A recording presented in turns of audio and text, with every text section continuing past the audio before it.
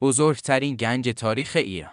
در میان روایت‌های پرشمار از گنج‌ها و دفینه‌های باستانی، یکی از شگفت‌انگیزترین آنها گنج داریوش بزرگ است، ثروتی افسانه‌ای که گفته می‌شود در دوران شکوه هخامنشی در خزانه‌های تخت جمشید و شوش نگهداری می‌شد. این گنج شامل کوه‌هایی از طلا، نقره، سنگ‌های قیمتی، ظروف طلایی و حتی الواح گلی با نوشته‌های رسمی بود.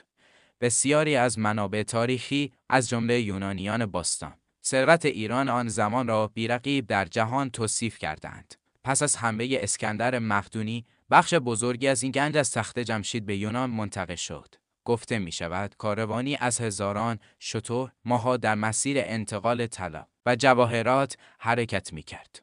برخی باستانشناسان معتقدند هنوز بخش‌هایی از گنج هخامنشیان در زیر خاک‌های فارس و اطراف تخت جمشید پنهان مانده از گنجی که اگر پیدا شود نه تنها ارزش مادی بلکه تاریخی و فرهنگی بی‌نظیری خواهد داشت.